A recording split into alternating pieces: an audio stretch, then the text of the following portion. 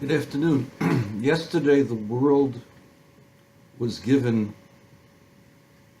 a history and a political lesson by the Prime Minister of the State of Israel,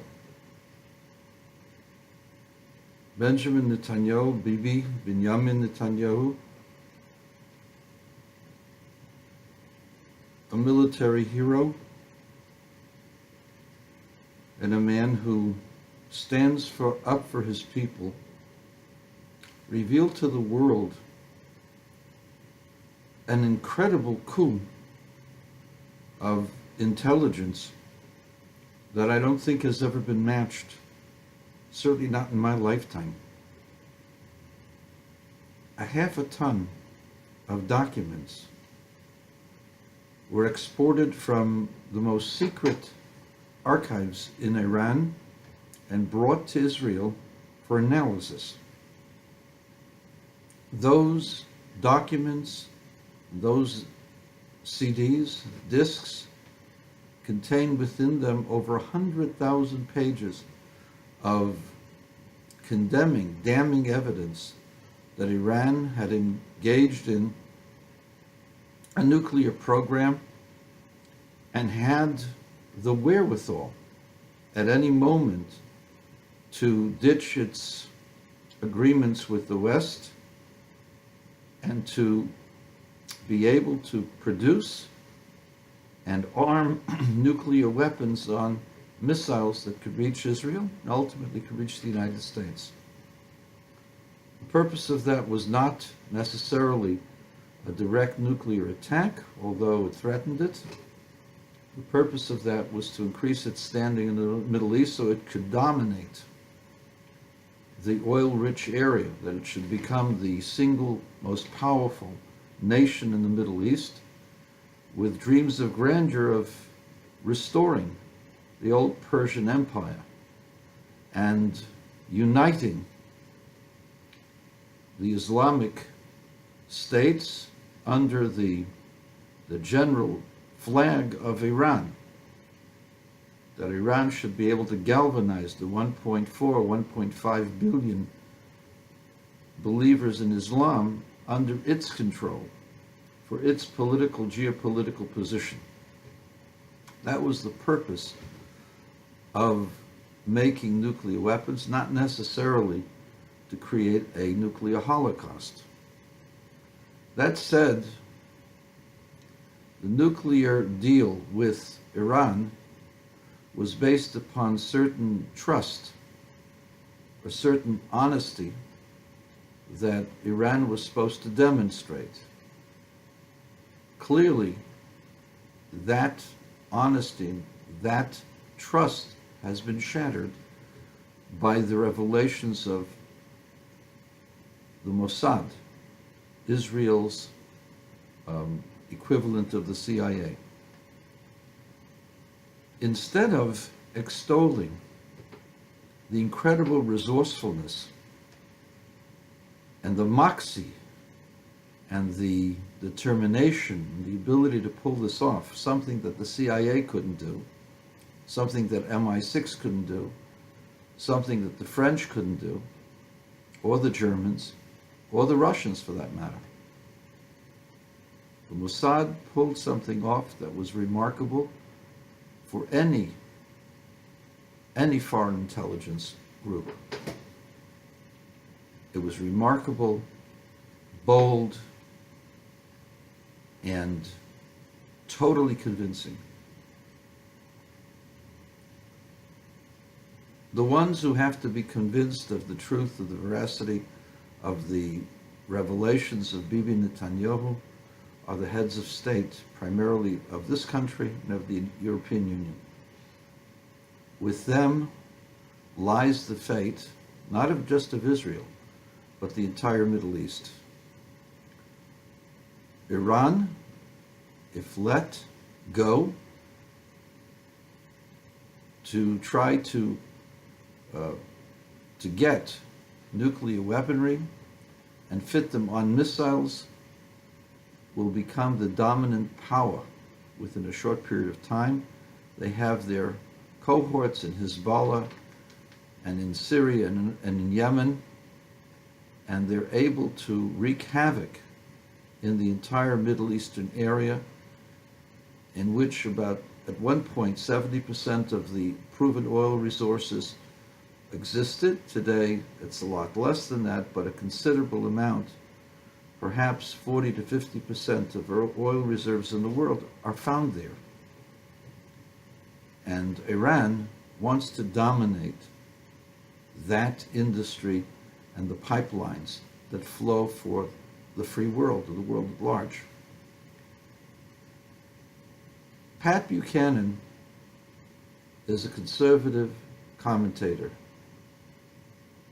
He's got a lot of insight, and he does have a personal bend for the American worker and for the principles of America First.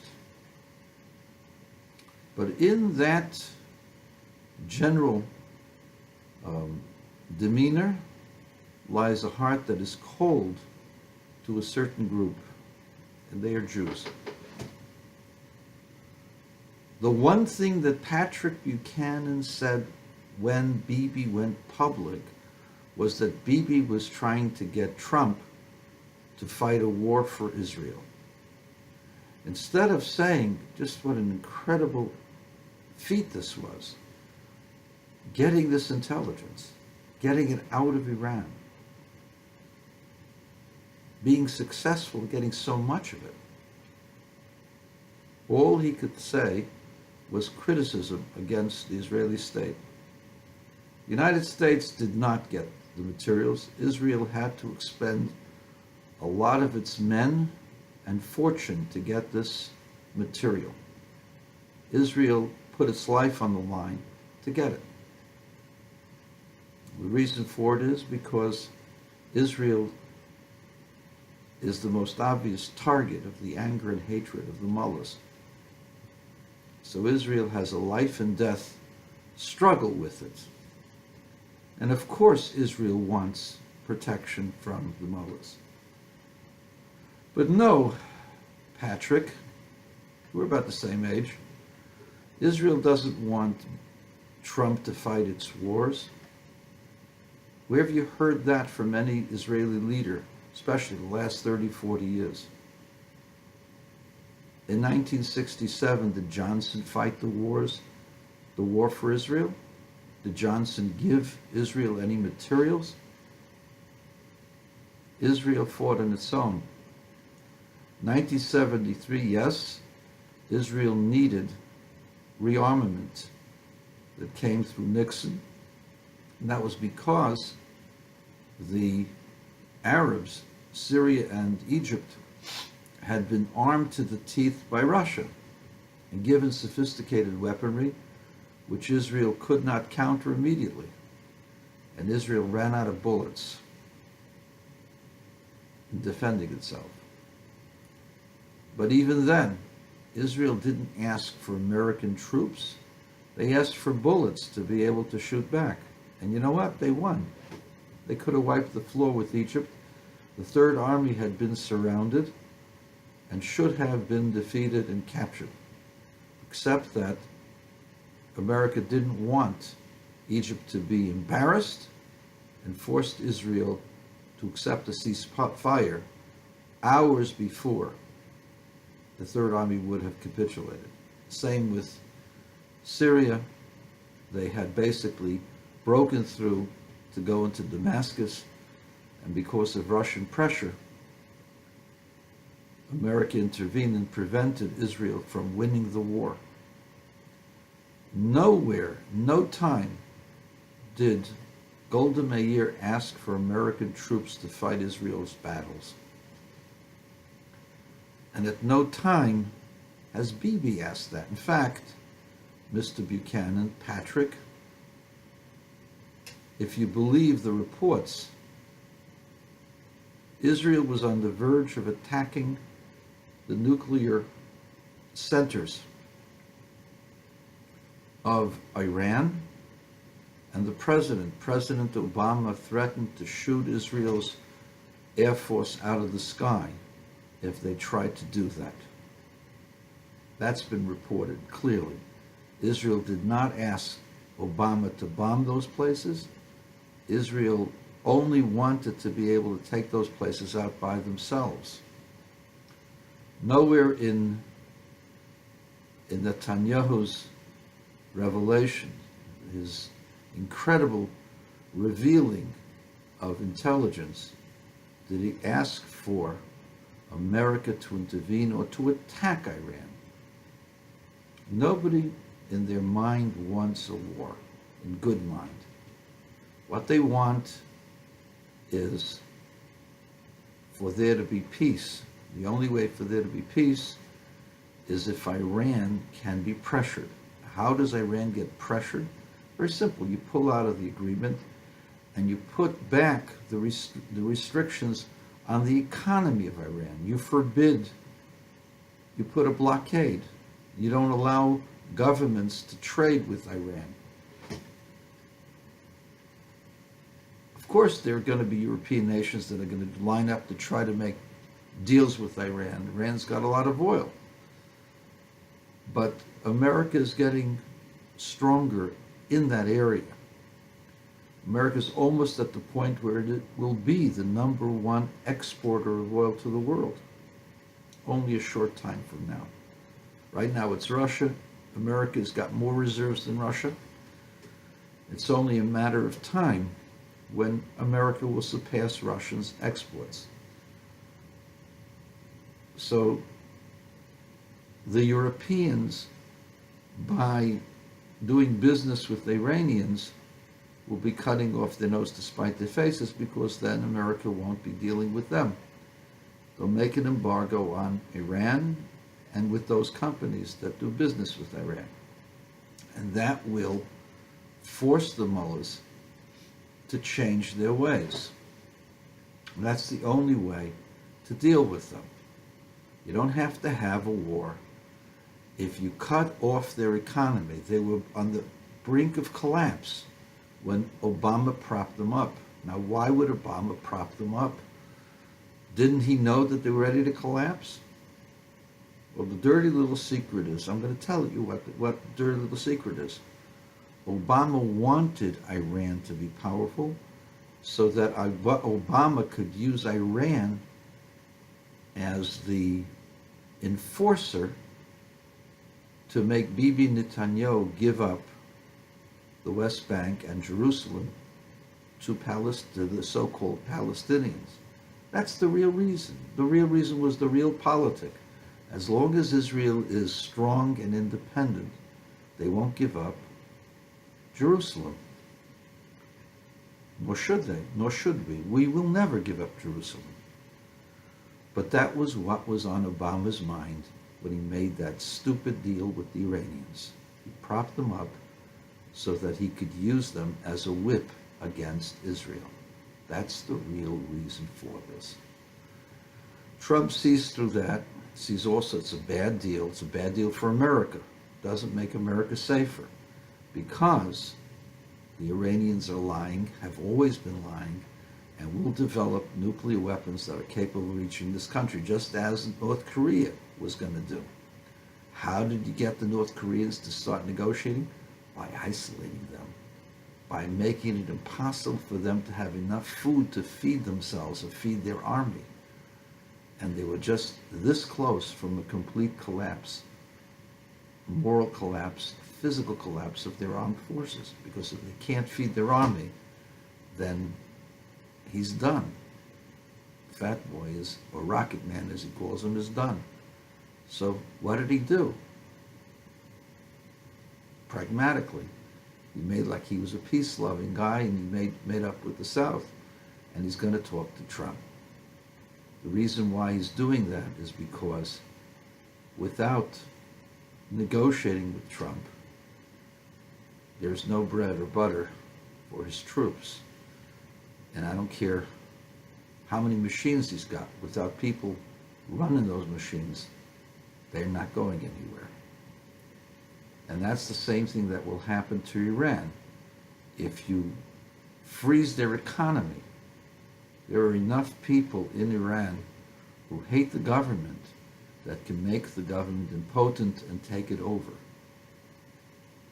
The reason why they weren't successful is because the Obama regime was not sympathetic to the democratic movements within Iran, because he wanted the mullahs to pressure Israel.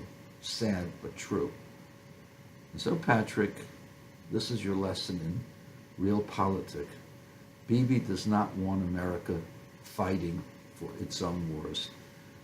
If Israel has to, they will attack Iran on their own. They just don't need Americans shooting out their planes from the sky. And that's about all he wants. But the truth is, nobody needs to shoot. Nobody needs to do anything. You put the pressure on the mullahs, and they will ultimately capitulate, just as North Koreans did. And that's Realpolitik 101 for the Pat Buchanans. And I want to remind you all, if you think that I'm just talking in hyperbole, that Pat is a secret anti-Semite, I just want you to remember the story of Demanyuk. Demanyuk was the man who was accused of being Ivan the Terrible.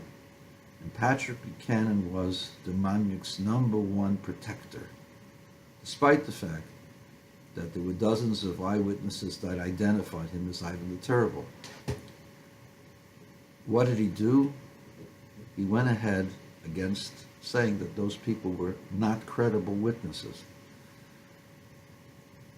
His attack on Jews for trying to bring to justice one of the criminals of World War II is indicative of the coldness of his heart towards Jews. In the end, Israel's Supreme Court exonerated Demanyuk because there were contradictions in testimony, and there was some descriptions of Ivan the Terrible that were inconsistent with Mr. Demanyuk. And that's the reason why they overturned it. It was a wonderful, wonderful decision by the Supreme Court. Whether it was true or not that he was Ivan the Terrible, that's up to God. But in a court of law, that could not be proven. But Pat Buchanan demeaned, ridiculed, criticized any effort to bring a criminal to justice. Demanyuk was a criminal. He was deported because he was a guard in one of the terrible camps and engaged in those killings, just that he wasn't Ivan the Terrible. And so, this is the history of Pat Buchanan. He's a great conservative voice with a cold heart toward the Jews. And Pat, we don't necessarily need you. And Bibi doesn't need you. And Bibi's not asking Trump for anything other than put pressure on the mullahs so we don't have to go to war.